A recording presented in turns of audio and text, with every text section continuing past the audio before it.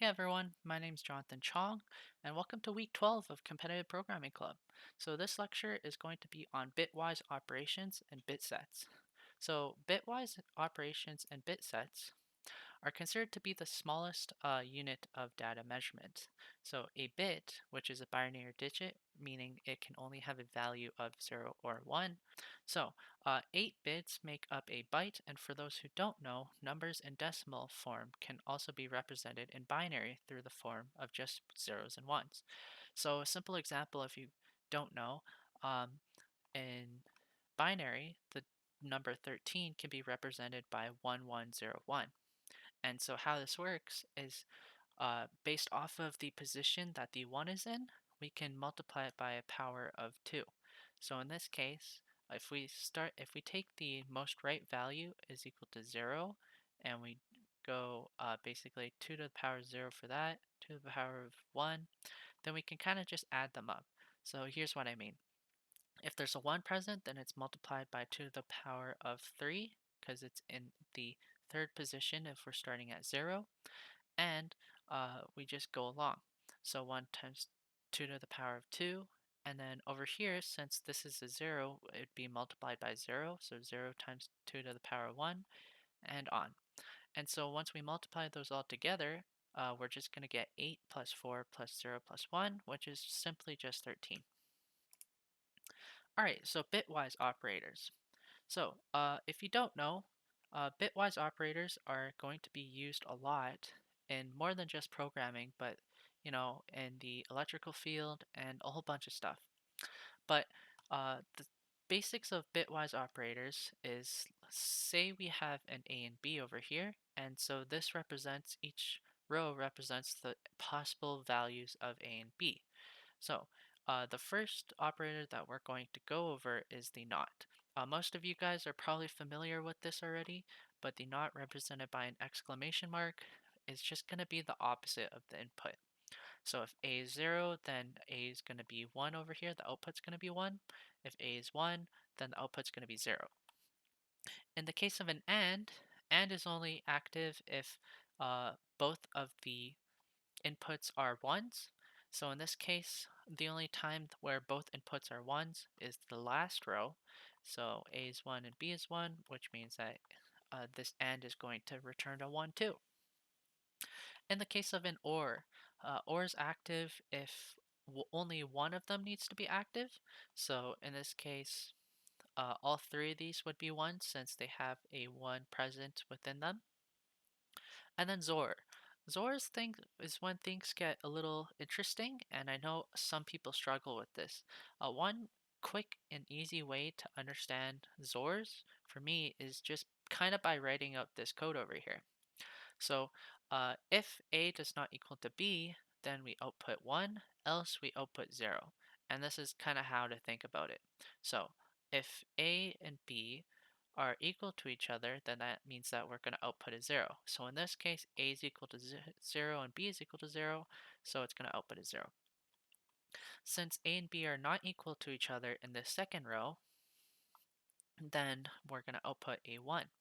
And the same thing goes for the third row, and then since A and B are equal again in the last, it's going to output a 0.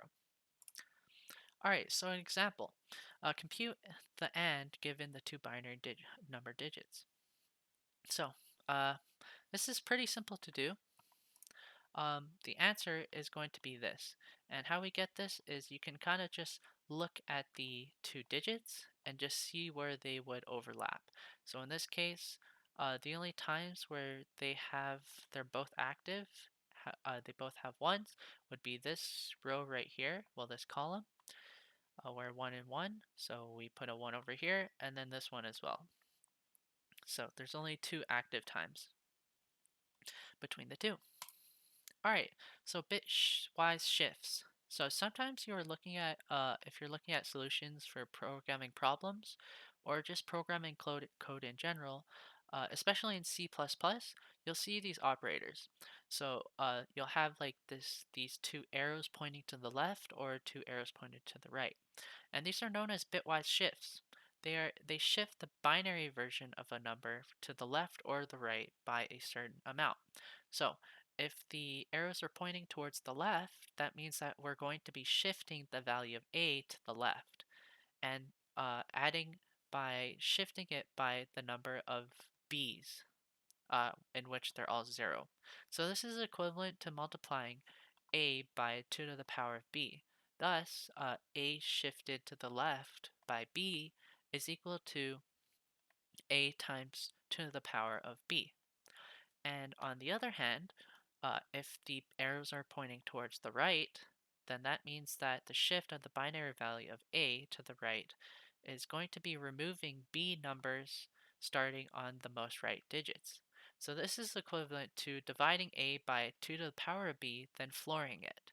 So in this case, A to the shifted to the right by B is equal to the floor of A divided by 2 to the power of B. So here's a practice example. Basically, what we have here is x is equal to 1 shifted to the left by 2, and then y is equal to 5 shifted to the right by 1. So in binary, the value of 1 is equal to 0001. So if we want to shift this to the left by 2, that means that we're going to add two zeros to the right side. So then x is equal to the same value that we have plus two zeros on the right side. And if we convert this back into decimal, it's going to give us 4. Or we could simply just do 1 times 2 to the power of 2 is equal to 4. For y, the value of 5 in binary is equal to 0101.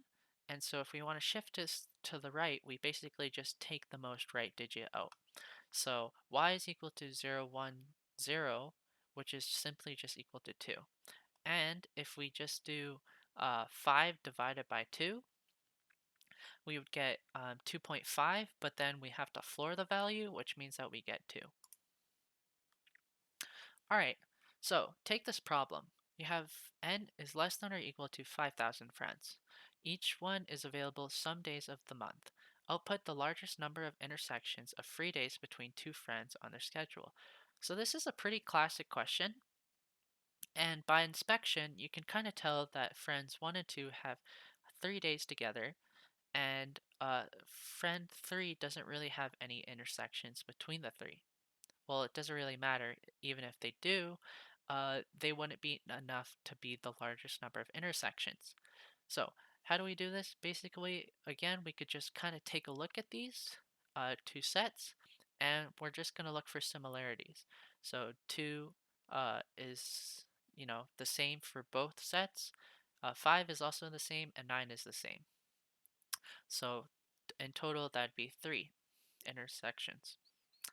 But how do we achieve this in an efficient way through programming? So, represent each subset or a friend through a bit set based on the position. So let's assume there are 30 days in a month, then the bit set will be of size 30. We then use 0 to represent a busy day and 1 to represent a free day.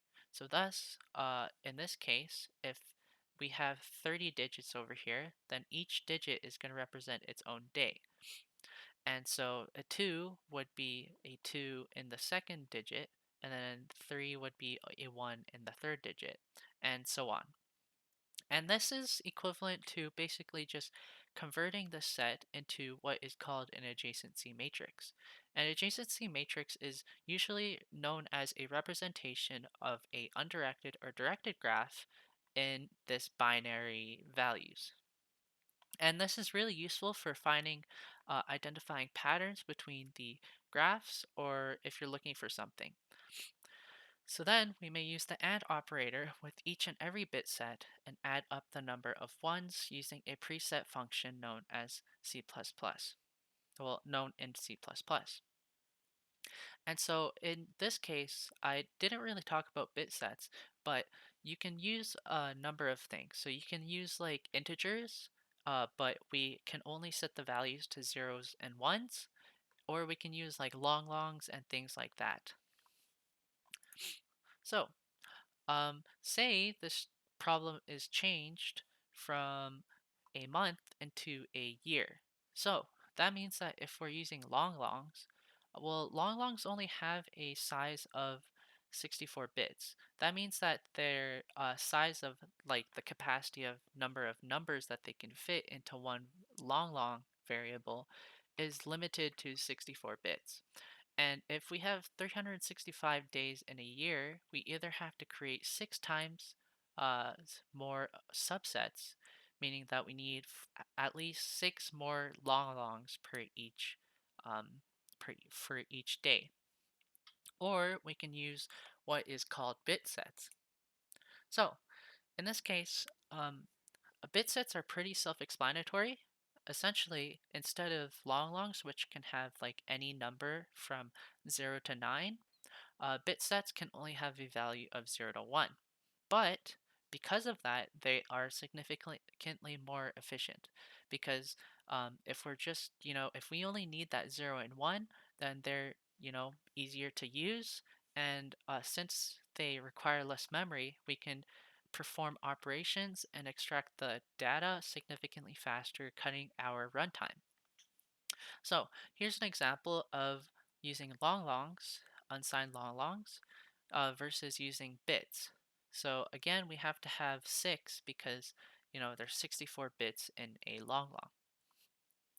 And as you can see, the amount of the code is a little less, but mainly what I want you guys to take away from this is that bit sets are kind of their own thing, so they don't require this underscore built-in pop count to run. We can just simply just use them within their own library. So, but instead of bit sets or longs, why don't we use like bools? Or booleans, because booleans have a true or false value. We'll say we're given, instead of, a year of number of days, we're given 10 to the power of 9 number of days, or uh, an of a even unordered set. Well, this would take way too long.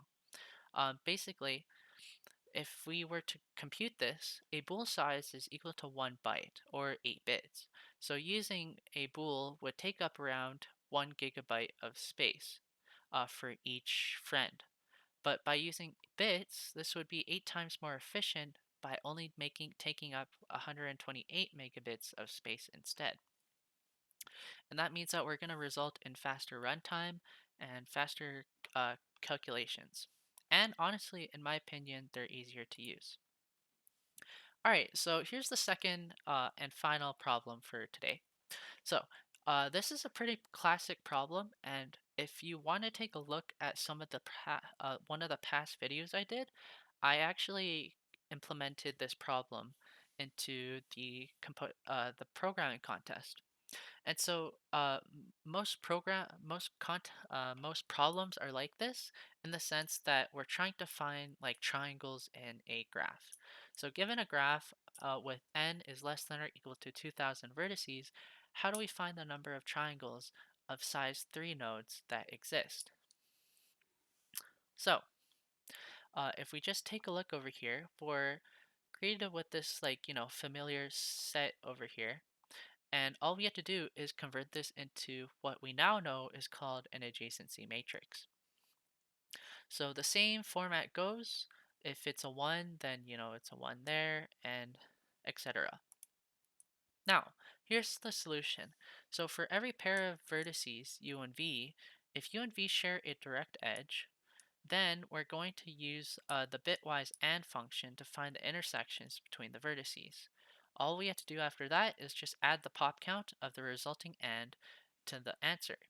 Once all pair of vertices have been run, divide the answer by 3, since for a triangle ABC, a pair AB will have C in common. Same for BC and AC. And so here is this in practice now. So in this case, if we take 1 and 2, if we're trying to find the number of triangles within 1 and 2, well, we have to check if they have a direct edge first. And that means that since the vertices number is 1 for this set, then that means that we're going to try and find this one in the other set. And so in this case, it would be true. And then we're also going to try and find a 2 over here, which is true since it's an undirected graph. Thus, the pop count will be 2 because the direct edge is shared. And then once we find the and over here, which is pretty simple to compute, we'll have this result over here. And then to find the pop count, basically it just means to add these all together, and that's equal to 2, which is two triangles. All right, here's an example code of this using Bitsets, but basically we just have to import the Bitsets and we run the double for loop. Once we're over here, this is going to find uh, if there are direct edges between the two vertices. And then over here, we're just going to find the and then the pop count of the total. Then all we have to do is just output the total divided by 3 afterwards. If you want to know more about this problem, I go into a more specific detail and problem in one of the last videos that we did regarding the CCPC 2021. The problem was called Illuminati's Body, and it basically goes over the exact same thing, just a more detailed problem and solution. And thanks, guys. So that was today's lecture. There will be a contest today, and it'll be posted within this time. You can check the link in the bio, well, in the description for the contest link, and don't forget to join our Discord if you haven't for all updates on weekly lectures, weekly contests, and everything like that.